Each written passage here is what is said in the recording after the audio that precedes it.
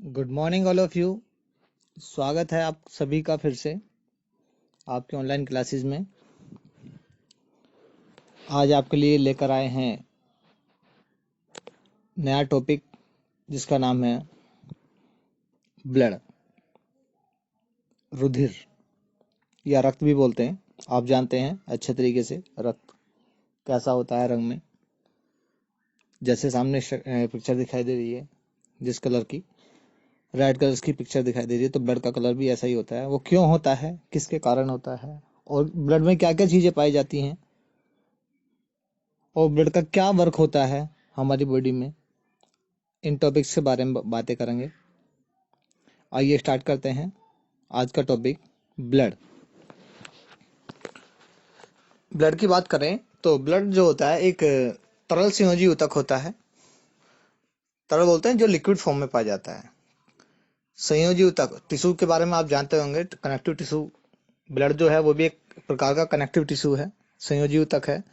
Generally हमारी body में 4 प्रकार के टिश्यूज पाए जाते हैं, ऊतक पाए जाते हैं। First one epithelium tissue, second one connective tissue, third one muscular tissue, fourth one nervous tissue. उपकला ऊतक, संयोजी ऊतक, पेशी ऊतक, तंत्रिका ऊतक। तो इन ऊतक में से ही एक ऊतक होता है संयोजी ऊतक। तो ब्लड भी एक प्रकार का क्या है, संयोजी ऊतक है, जो कौन सी फॉर्म में पाया जाता है, लिक्विड फॉर्म में। लेकिन एक सॉलिड फॉर्म में पाया जाता है कनेक्टिव टिश्यू, उसका नाम होता है बोन्स। बोन्स भी हमारी एक प्रकार की कनेक्टिव टिश्यू होती हैं, वो भी संयोजी ऊतक के अंतर्गत आती हैं। तो आइए स्टार्ट करते हैं ब्लड के बारे में क्या बातें होती हैं। जैसे कि आपके सामने ये मैंने स्ट्रक्चर दिखाई है, ब्लड की स्ट्रक्चर है। ये कौन सी सेल्स की स्ट्रक्चर है, ये तो कलर के अकॉर्डिंग मैंने आपको रेड कलर था तो मैंने इसलिए आपको ये पिक्चर लगा दी थी, लेकिन ये भी ब्लड की ही सेल्स हैं। बताऊंगा आपको कौन सी किस प्रकार की सेल्स हैं, और आप भी जब आपको बताया जाएगा तो आप भी देखकर पहचान जाओगे कि कौन सी सेल्स हैं। तो आइए स्टार्ट करते हैं। देखिएगा, जैसे कि सामने लिखा हुआ है कि ब्लड, हमारा टॉपिक क्या है आज का, ब्लड। ब्लड के बारे में बातें कर रहे हैं हम। रुधिर एक तरल संयोजी ऊतक है। मैंने हाईलाइट किया हुआ है जहाँ पे जो मोस्ट पॉइंट हैं हमारे, जो इम्पोर्टेंट्स बातें हैं उनको हाईलाइट किया है। आप उन्हें ध्यान से देखिएगा जब आप इसको पढ़िएगा। तो रुधिर एक तरल संयोजी ऊतक है जिसकी उत्पत्ति भ्रूणीय, भ्रूण बोलते हैं एम्ब्रियो को, भ्रूणीय मेसोडर्म से होती है, जिसमें हीमोग्लोबिन नामक एक वर्णक पाया जाता है। क्या पाया जाता है, हीमोग्लोबिन नामक एक वर्णक पाया जाता है, जिसके कारण रुधिर का रंग लाल होता है। मैंने आपको दिखाई दे रहा होगा कि मैंने सर्किल में ब्लड के कलर की बात की है, तो ब्लड का कलर भी हमारा रेड ही है, तो उसको मैंने रेड पेन से ही लिखा हुआ है जिससे आपको जल्द याद रह जाए। उसको बॉक्स में सर्किल में बंद किया मैंने इसको भी, जिसके कारण रुधिर का रंग लाल होता है। जिसमें क्या होता है, मैंने बताया था एक वर्णक पाया जाता है, पिगमेंट पाया जाता है, जिसका क्या नाम होता है, हीमोग्लोबिन, जो 2 वर्डों से मिलकर बना है, हीमो प्लस ग्लोबिन। तो हीमो का मीन्स होता है आयरन, आयरन मीन्स बोलते हैं लोहे को, हीमो होता है आयरन, वह ग्लोबिन्स, ग्लोबिन्स बोलते हैं जो होती है वो प्रोटीन्स होती है। तो हीमोग्लोबिन 2 वर्डों से मिलकर बना है, हीमो प्लस ग्लोबिन। तो हीमो का अर्थ मीनिंग्स होता है आयरन, और ग्लोबिन्स का मीन्स होता है प्रोटीन्स। इस वर्णक का मुख्य कार्य, अब ये जो वर्णक पाया जाता है हीमोग्लोबिन, इसका मुख्य कार्य क्या होता है, O2 का परिवहन करना। जो हम सांस लेते हैं रेस्पिरेशन की अंतर्गत, ऑक्सीजन एक्सेप्ट करते हैं, अंदर लेते हैं, और O2 पास आउट करते हैं, बाहर निकालते हैं। तो जब हम सांस लेते हैं, उस O2 का परिवहन बॉडी की प्रत्येक कोशिकाओं तक पहुंचाने का जो कार्य होता है वो किसका होता है, हमारा हीमोग्लोबिन का होता है। आपसे कोई जनरली क्वेश्चन पूछता है तो O2 का परिवहन कौन करता है, तो आप सीधा आंसर बता सकते हैं उसका, हीमोग्लोबिन। हीमोग्लोबिन के बारे में बात करें तो हीमोग्लोबिन जो होता है, हमारे जो एक वयस्क व्यक्ति की बात करें या एक स्वस्थ व्यक्ति की बात करें हम, तो मेल की बात करें तो मेल में 14 ग्राम होता है। फीमेल की बात करें तो फीमेल में नॉर्मली 12 ग्राम होता है। नेक्स्ट पॉइंट है, आप लैब पे टेस्ट कराने के लिए जाते हैं तो वहाँ एचबी टेस्ट कराते हैं। एचबी का मीन्स होता है हीमोग्लोबिन टेस्ट कराते हैं, तो उसमें वही रिपोर्ट्स में वही आता है कि एचबी नॉर्मल कितना है हमारा। और आगे देखिएगा, O2 का परिवहन करता है, अर्थात आगे क्या लिखा कि O2 को फेफड़ों मीन्स लंग्स, जो हमारे लंग्स होते हैं वक्षगुहा में, थोरैक्स कैविटी में जो लंग्स होते हैं, 2 लंग्स होते हैं, लेफ्ट और राइट, लंग्स से रुधिर की समस्त कोशिकाओं तक पहुंचाना होता है। O2 को लंग्स के माध्यम से जब हम रेस्पिरेशन की क्रिया करते हैं, इससे पहले मैंने आपको हार्ट की मैकेनिज्म पढ़ाई थी, क्रियाविधि पढ़ाई थी, तो ब्लड का जो प्यूरिफिकेशन होता है वो लंग्स में ही होता है, बताया था। तो लंग्स में किस प्रकार से होता है O2 का जो ऑक्सीडेशन होता है, ऑक्सीकरण होता है, वो किस तरह से होता है, किस तरह से ब्लड प्यूरिफाई होता है, और प्यूरिफाई होने के बाद में कैसे हार्ट में वापस जाता है, और हार्ट से फिर कैसे बॉडी के प्रत्येक पार्ट में जाता है। तो वो वही प्रोसीजर है जिसके बारे में बातें मैं पहले कर चुका हूँ। इसके बारे में आप मेरी पहली वीडियो में देख सकते हैं, हार्ट मैकेनिज्म ऑफ हार्ट। और एक चीज और कहना चाहूंगा कि ये जो मेरी जो वीडियोज हैं, आप इनको लाइक करें और सब्सक्राइब जरूर करें, जिससे नेक्स्ट वीडियो जैसे भी मैं अपलोड करता हूं तो आपको उसके पास उस वीडियो का मैसेज आपको मिल जाएगा। आगे देखिएगा, तो ब्लड के बारे में कुछ पॉइंट्स हैं हमारे। जैसे पहला पॉइंट दिया हुआ कि रुधिर जो होता है हल्का क्षारीय होता है। पहला पॉइंट जो दिया है हमारा, तो ब्लड जो होता है, ये वाला जो पॉइंट हमारा, ये क्या है, ब्लड जो होता है हल्का हमारा कैसा होता है, क्षारीय होता है। और क्षारीय किसको बोलते हैं, जिसका पीएच मान कितना होता है, 7 से अधिक होता है। 7 उदासीन होता है, 7 से कम जो होता है वो अम्लीय होता है। जिसका आगे मेंशन किया हुआ है, आगे लिखा हुआ है कि जिसका पीएच मान कितना होता है, 7.3 से 7.4 के बीच होता है। ये मैंने हाईलाइट किया हुआ है, आप इनको जरूर देखिएगा जहां जहां पर हाईलाइट है। नेक्स्ट पॉइंट है, यह स्वाद में थोड़ा नमकीन होता है। जहां क्षारीय होगा वहां पे थोड़ा नमकीन टेस्ट होगा, ऑटोमेटिक सी बात है, सीधी सी बात है कि स्वाद में कैसा होता है, थोड़ा नमकीन होता है। नेक्स्ट पॉइंट है, यह मनुष्य के शरीर के कुल भार का। अब क्वेश्चन जनरली क्वेश्चन पूछने लगे आपसे कि आपकी बॉडी में कितना ब्लड है, तो आप कैसे कैलकुलेट करके बताओगे। तो उसका कैलकुलेशन का सीधा तरीका है कि आपकी बॉडी का जो कुल वेट होता है, टोटल वेट जो होता है, उसका 7 या 8%, बॉडी के वेट का 7 या 8% हमारे क्या होता है, ब्लड ही होता है। आप उसे कैलकुलेट कर सकते हैं। नेक्स्ट है, इसकी औसत मात्रा शरीर में 5 लीटर होती है।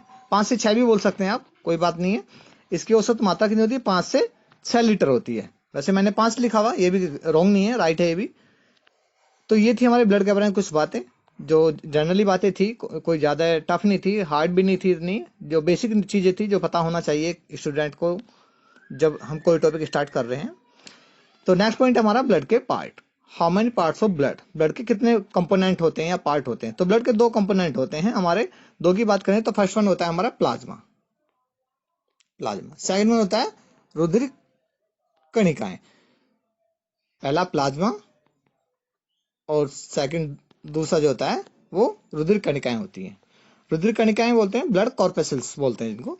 तो सब पहले हम प्लाज्मा की बातें करते हैं। प्लाज्मा होता क्या है, ब्लड में कहाँ मिलता है, इसकी मात्रा कैसे रंग का होता है, या इसमें क्या क्या चीजें मिलती हैं। तो ये कुछ पॉइंट्स मैंने नोट किए हुए हैं इसके बारे में, तो आप इन्हें देख सकते हैं।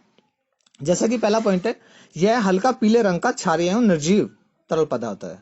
निर्जीव का मतलब आप जानते हैं, लिविंग एंड नॉन लिविंग के बारे में आप जानते हैं, कि सजीव और निर्जीव के बारे में आप जानते हैं। नेक्स्ट पॉइंट है, यह रुधिर का 55% भाग बनाता है। ये very very most important question है।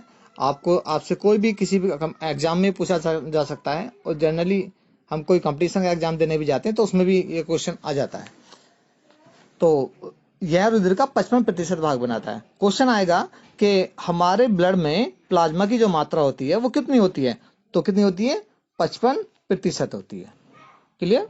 नेक्स्ट पॉइंट है हमारा, इसमें 90% जल तथा 8 से 9% कार्बनिक पदार्थ तथा 1% अकार्बनिक पदार्थ होते हैं। इससे अगला पॉइंट हमारा क्या है, क्वेश्चन ये भी बनता है क्या कि ये तो था हमारा कि ब्लड में प्लाज्मा कितना होता है, 55%।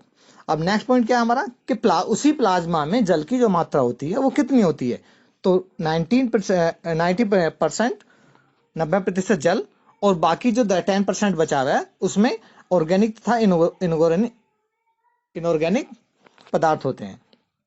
अब कार्बनिक जो हमारे ऑर्गेनिक पदार्थ होते हैं, ऑर्गेनिक पदार्थों के बारे में बातें करें तो ऑर्गेनिक पदार्थ में क्या क्या चीजें आती हैं। कुछ प्रोटीन्स होते हैं, जैसे मैंने हाईलाइट किया हुआ है, जैसे एल्बुमिन, ग्लोबिन, प्रोथ्रोम्बिन, फाइब्रिनोजन आदि। ठीक है। इसके बाद अगला पॉइंट है, इसके अतिरिक्त क्या होता है, इसके अतिरिक्त हमारे यानी कि जो कार्बनिक पदार्थ हैं, तो कार्बनिक पदार्थों में हेपेरिन भी होता है, हार्मोन्स भी होते हैं, विटामिन भी होते हैं, अमीनो अम्ल भी होते हैं, पित्तरक्षी भी होते हैं, एंटीजन भी होते हैं। आदि। तो एक चीज और बता दें आपको कि इसमें जो प्रोटीन्स पाई जा रही हैं प्रोथ्रोम्बिन और फाइब्रिनोजन, ये दो प्रोटीन्स जो होती हैं ये रुधिर को क्लॉट करने में यानी कि रुधिर का थक्का जमाने में सहायक होती हैं। जब ब्लड क्लॉट होता है तो ये दो प्रोटीन्स ही काम करती हैं। सपोज करा किसी बच्चे के या एनीवे किसी पर्सन के चोट लग जाए या छिल जाए तो ब्लड निकलता है, सीधी सी बात है। जब ब्लड निकलेगा तो कुछ समय बाद उसके ऊपर एक लेयर बन जाती है। वो लेयर बनने का कारण क्या होता है? वो लेयर बनने का कारण यही होता है कि जो प्रोथ्रोम्बिन और फाइब्रिनोजन दो प्रोटीन्स होती हैं वो ब्लड को क्लॉट करने का कार्य करती हैं। यदि कोई क्वेश्चन आ जाए कि ब्लड में पाए जाने वाले दो प्रोटीन्स के नाम बताइए जो ब्लड रुधिर का थक्का जमाने में सहायक होती हैं, तो उन दो प्रोटीन्स का नाम है प्रोथ्रोम्बिन और फाइब्रिनोजन। मैंने सर्किल में क्या हुआ, ये दोनों पॉइंट थोड़ा ओके। अगला पॉइंट है हमारा अकार्बनिक पदार्थ। अकार्बनिक पदार्थ यानी कि इनऑर्गेनिक मैटर्स जो होते हैं हमारे, जैसे NaCl, Mg, K, S। आप जानते होंगे, आप केमिस्ट्री पढ़ते हैं तो आप अच्छे तरीके से जानते हैं कि Na किसका फॉर्मूला होता है, किसका प्रतीक चिन्ह होता है। Sodium, calcium, magnesium, potassium, sulphur के क्लोराइड्स वगैरह आदि ये अकार्बनिक पदार्थों में आते हैं। नेक्स्ट पॉइंट है हमारा प्लाज्मा रुधिर का परासरणी दाब। ये वेरी वेरी मोस्ट इंपोर्टेंट है। जो प्लाज्मा जो होता है, जो हमारे प्लाज्मा प्रोटीन्स होते हैं ऊपर जो मैंने नोट कराए अभी, ये 5 प्रोटीन्स होते हैं। ये क्या काम करते हैं? जो ऑस्मोटिक प्रेशर होता है उसको बनाए रखने में सहायक होते हैं। ओके, ये थी हमारे प्लाज्मा के बारे में बातें। प्लाज्मा क्या होता है, कितना प्रतिशत पाया जाता है, प्लाज्मा में क्या क्या चीजें मिलती हैं, या प्लाज्मा में कौन कौन सी प्रोटीन्स पाई जाती हैं। तो एक चीज और बतानी था इसमें, हिपेरिन जो होता है वो भी एक यानी कि स्कंदक का कार्य करता है, यानी कि वो भी ब्लड को यानी कि क्लॉटिंग करने में सहायक होता है। ओके, नेक्स्ट पॉइंट है हमारा कि पहला पॉइंट हो गया हमारा ब्लड ब्लड ब्लड उसके बाद आएगा ब्लड के कंपोनेंट यानी कि ब्लड के पार्ट या कंपोनेंट। 2 पार्ट बताए मैंने आपको। पहला था हमारा क्या, प्लाज्मा, और सेकंड है ब्लड कॉर्पस्कल्स यानी कि रुधिर कणिकाएं। तो आइए बातें करते हैं ब्लड कॉर्पस्कल्स के बारे में, रुधिर कणिकाएं के बारे में। तो जैसे कि सामने लिखा हुआ है कि ब्लड कॉर्पस्कल्स या रुधिर कणिकाएं या ब्लड सेल्स भी बोल सकते हैं, हिंदी में रुधिराणु भी बोल सकते हैं। तो ये 3 प्रकार की होती हैं। फर्स्ट वन है लाल रुधिर कणिकाएं। कौन सा है? लाल रुधिर कणिकाएं। ये लाल रुधिर कणिकाएं। तो ये लाल रुधिर कणिकाएं जो होती हैं हमारी, इनको रेड ब्लड कॉर्पस्कल्स भी बोलते हैं या एरिथ्रोसाइट्स भी बोलते हैं। आपको क्वेश्चन में आ जाए कि एरिथ्रोसाइट्स किसे कहते हैं, या लाल रुधिर कणिकाएं किसे कहते हैं, या रेड ब्लड कॉर्पस्कल्स किसे कहते हैं, तो आप तीनों में से किसी का भी नाम ले सकते हैं, इनके बारे में बता सकते हैं या लिख सकते हैं। नेक्स्ट है हमारा श्वेत रुधिर कणिकाएं। क्या है? श्वेत या सफेद भी बोलते हैं, सॉरी यहाँ पे सफेद लिखा गया, श्वेत बड़ा से बनता है इस तरह से। ये मिस हो गया है, कोई बात नहीं, मैं इसको लिख के बताता हूँ।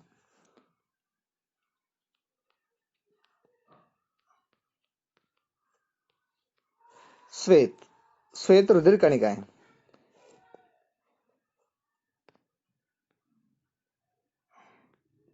श्वेत रुधिर कणिकाएं या इंग्लिश में बोल सकते हैं व्हाइट ब्लड कॉर्पस्कल्स। वैसे सफेद ही होता है व्हाइट का मीनिंग्स, कोई बात नहीं, ये भी सही है।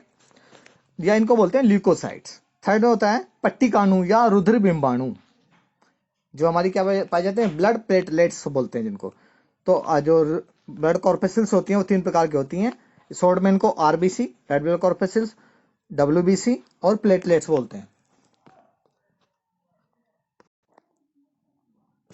आइए इनके स्ट्रक्चर के बारे में बातें करते हैं। ये होती किस तरह की हैं, किस आकार की होती हैं, ये देखिएगा। ये ब्लड की सेल्स हैं, ये रेड ब्लड सेल्स दिखाई दे रही हैं, व्हाइट ब्लड सेल्स दिखाई दे रही हैं, और ये प्लेटलेट्स दिखाई दे रही हैं।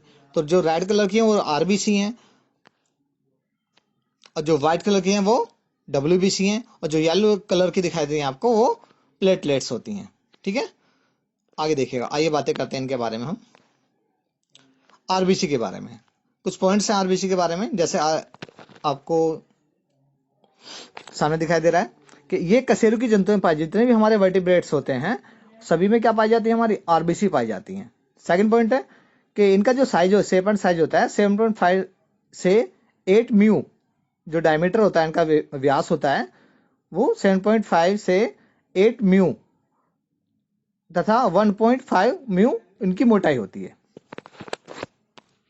नेक्स्ट है पुरुषों में इनकी संख्या। यदि मेल की बात करें तो मेल्स में आरबीसी की जो काउंटिंग होती है वो 50 यानी कि 50 से 55 लाख प्रति घन मिलीमीटर होती है।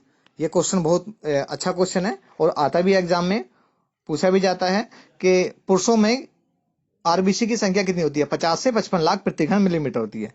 उससे नीचे फीमेल्स की बात करें, स्त्रियों में इनकी संख्या 40 से 50 लाख प्रति घन मिलीमीटर होती है। नेक्स्ट पॉइंट है ये गोलाकार या उभयतल बाइकोनकैव।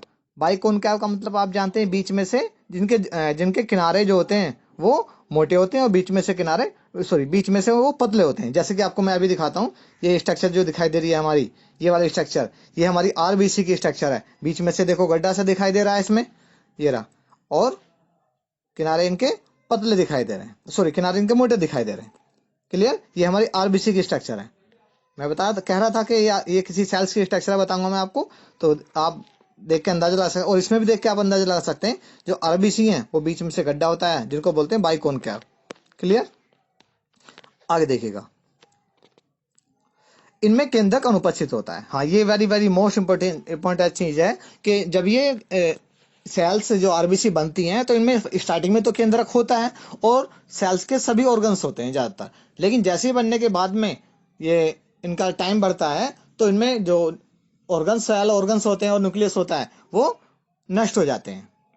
अगला पॉइंट है इसमें हीमोग्लोबिन प्रोटीन्स होती है जिसके कारण इसका रंग लाल होता है। ऑलरेडी इसके बारे में बातें कर चुके हैं हम पहले। नेक्स्ट पॉइंट है इनका जीवन काल, यानी कि इनके जो लाइफ टाइम होता है, लाइफ साइकिल होती है वो 120 से 125 दिन होती है। ये क्वेश्चन बहुत अच्छा क्वेश्चन है और आता है। इनका निर्माण अस्थि मज्जा बोन मैरो में होता है। आरबीसी की क्वेश्चन आता है कि आरबीसी का निर्माण कहाँ होता है, तो बोन मैरो में होता है। तो बोन मैरो होता क्या चीज है? जितनी हमारी लॉन्ग बोन होती है, जैसे हमारी जांग में पाई जाती है फीमर बोन, लंबी अस्थि होती है, तो उनके बीच में जो लसलसा पदार्थ पाया जाता है उसको बोन मैरो बोलते हैं। ठीक है, आगे देखिए, इनके निर्माण को, यानी कि बोन मैरो में अस्थि मज्जा में जो आरबीसी का निर्माण होता है उस निर्माण की प्रक्रिया को क्या कहते हैं? इरिथ्रोपाइसिस। और इनको आरबीसी का नाम क्या होता है? इथ्रोसाइट्स। और इसके निर्माण की क्रिया क्या कहते हैं? इथ्रोपाइसिस। अगला क्या है?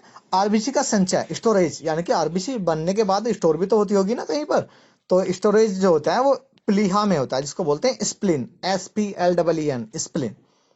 ओके, ये थी हमारी आरबीसी के बारे में बातें। आइए नेक्स्ट पॉइंट हमारा डब्ल्यूबीसी। डब्ल्यूबीसी के बारे में बातें करें तो व्हाइट ब्लड कॉर्पसेस होती हैं या ल्यूकोसाइट बोलते हैं इनको। तो पहला पॉइंट है इनके बारे में कि ये रंगहीन का बोलते हैं कलरलेस, जिसमें कोई कलर नहीं पाया जाता है। कणिकाएं होती हैं, जैसे कि नाम से ही पता लग रहा है, सफेद, श्वेत, व्हाइट। नेक्स्ट पॉइंट है इनमें केंद्रक व कोशिकांग पाए जाते हैं। इनमें केंद्रक व ऊपर आरबीसी में नहीं पाए जाते, स्टार्टिंग में तो मिलते हैं। और हाँ, एक बातें और रह गई थी मेरी इसमें आरबीसी में। तो आरबीसी में एक चीज होती है, क्वेश्चन ये आने लगे कि उस आरबीसी सेल्स का नाम बताइए या उस जीव का नाम बताइए जिसके आरबीसी सेल्स में केंद्रक प्रेजेंट होता है, उपस्थित होता है। तो ऊंट की लामा कोशिकाओं में होता है। आप ये बता सकते हैं? आइए नेक्स्ट पॉइंट हमारा, इसमें केंद्रक कोशिकांग पाए जाते हैं। नेक्स्ट है इनकी संख्या, ये very very most important question है और ज्यादातर हर एग्जाम में कंपटीशन वाले में भी आता है। इनकी संख्या 6 से 10,000, 6 से 10,000 प्रति घन मिलीमीटर होती है। अगला पॉइंट है रुधिर में इनकी संख्या अधिक हो जा, हाँ देखिए ये बहुत अच्छा क्वेश्चन, अच्छा पॉइंट है हमारा, कि रुधिर में इनकी संख्या अधिक हो जाने को क्या बोलते हैं? ल्यूकोसाइसिस। ये मिसप्रिंट हो रहा है, मैं थोड़ा अभी इसको जूम करके दिखाता हूँ, ये आपको दिखाई देगा। हाँ जी, देखिए, हाँ, रुधिर में यदि आरबीसी की संख्या डब्ल्यूबीसी की संख्या अधिक हो जाती है तो उसको बोलते हैं ल्यूकोसाइटोसिस। ये सामने आपके ये वाला, ये ल्यूकोसाइटोसिस है, ये वाला। और कमी होने को क्या बोलते हैं? जब कमी हो जाती है उसको बोलते हैं ल्यूकोपीनिया, इसको बोलते हैं ल्यूकोपीनिया। ये सर्किल में बंद किया मैंने। आइए नेक्स्ट पॉइंट है हमारा, ये गोलाकार यानी कि राउंडिंग शेप में होती है। सॉरी, ये कॉल आ गई थी, वापिस आएंगे इसके लिए। हाँ, हमारा पॉइंट चल रहा था कि ये गोलाकार तथा अनियमित आकार की होती है, यानी कि कोई आकार नहीं होता है इनका। और नेक्स्ट पॉइंट था यानी कि आकार परिवर्तन में भी सक्षम होती है। और इसमें अगला पॉइंट था, इसमें अमीबा गति होती है। जैसे अमीबा होता है जो प्रोटोजोन्स संघ का जीव होता है अमीबा, जैसा उसमें गति होती है, सेम जो मूवमेंट होता है वो भी डब्ल्यूबीसी सेल्स में होता है। अगला है ये प्रतिविषि यानी कि एंटीजेंस एवं रोगाणु यानी कि पैथोजेंस का भक्षण करके उन्हें नष्ट करती हैं, इसलिए इन्हें क्या कहा जाता है, इन्हें सही का सिक्योरिटी गार्ड्स कहा जाता है, सिक्योरिटी ऑफ सेल्स।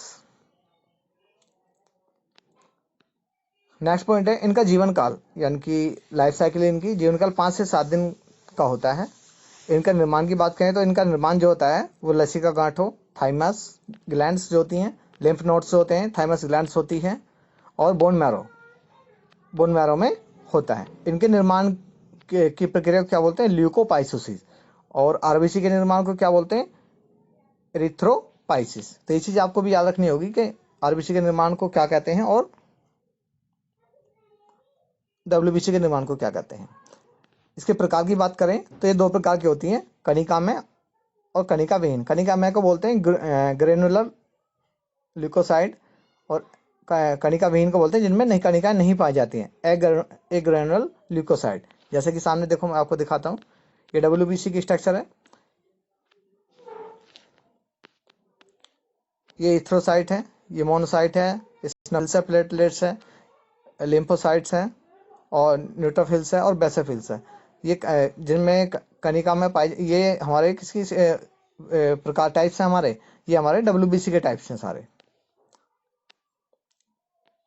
और सबसे बड़ा मोनोसाइट्स होता है, ये वाला क्वेश्चन आता है भी, ये वाला सबसे बड़ी कोशिका है मोनोसाइट्स होती है डब्ल्यूबीसी में।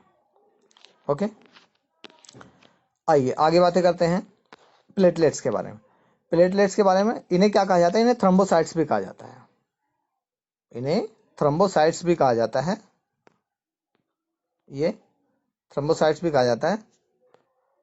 अगला पॉइंट है कि ये मेगा कैरियोसाइट्स के टुकड़ों, मेगा कैरियोसाइट यानी कि बोन मैरो की बात कर रहे हैं हम, के टुकड़ों में विखंडन का मतलब बटना या टूटना से बनती हैं। नेक्स्ट पॉइंट है ये आकार में प्लेट के समान बाइकॉनकेव उभयोतल, यानी कि आकार में प्लेट के समान बाइकॉनकेव, यानी कि जैसे आप दोनों हाथों को एक साथ जोड़ के खड़े होंगे तो बीच में से उभरा होते हैं हाथ दोनों, तो इसी तरह से दोनों प्लेट को उल्टा करके लगाएंगे तो बीच में से उभरे हुए होते हैं। उभयोतल और केंद्रक विहीन। देखो आपसे कोई पूछता है कि वो जो हमारी ब्लड कॉर्पसेल्स होती हैं उनमें कौन सी कोशिकाओं में, सेल्स में न्यूक्लियस प्रेजेंट होता है, तो ओनली आरबीसी में नहीं होता, प्लेटलेट्स में नहीं होता, किस में होता है, डब्ल्यूबीसी में होता है। तो इसमें भी केंद्रक विहीन का मतलब होता है कि इसमें केंद्रक अनुपस्थित होता है। ओके, नेक्स्ट पॉइंट है ये आकार में बहुत छोटी होती हैं। मैं आपको दिखाता हूँ आकार में किस टाइप की होती हैं। प्लेटलेट्स होंगी इसमें, ऐसा नहीं है, ये देखिएगा, ये प्लेटलेट्स की स्ट्रक्चर है, ये बहुत छोटी होती हैं।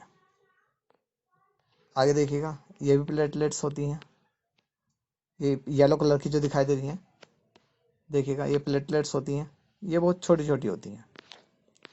आइएगा आगे,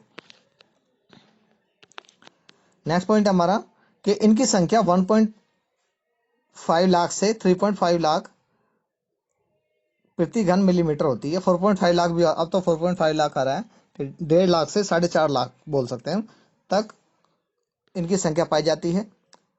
अगला पॉइंट है ये केवल स्तनधारियों में पाई जाती हैं। इनका जीवन काल 2 से 5 दिन का होता है, और ये रुधिर स्कंदन में सहायक होती हैं, यानी कि ब्लड के क्लोटिंग में भी इनका अहम रोल होता है। ये थी हमारी आरबीसी, डब्ल्यूबीसी और प्लेटलेट्स के बारे में बातें। अगला नेक्स्ट पॉइंट है हमारा फंक्शन ऑफ ब्लड, यानी कि रुधिर के कार्य। तो पहला कार्य क्या, बहुत सारे कार्य होते हैं, मैंने आपको पहला कार्य ऑलरेडी बता दिया था कि O2 का परिवहन करता है। वो कौन करता है, हेमोग्लोबिन करता है।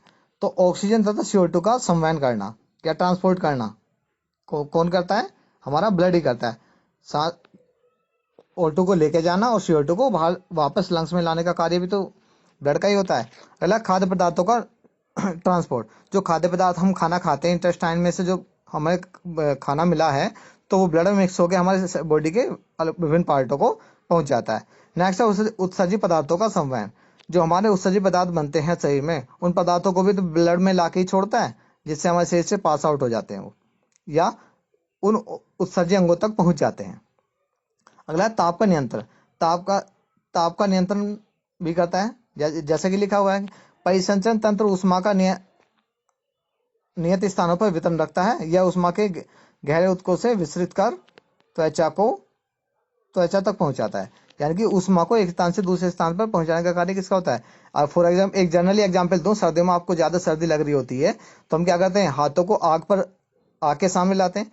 तो हम हाथों को आग के सामने है, लेकिन हमारी पूरी बॉडी जो होती है वो गर्म होने लगती है। क्यों होती है? क्योंकि ब्लड का सर्कुलेशन होता रहता है।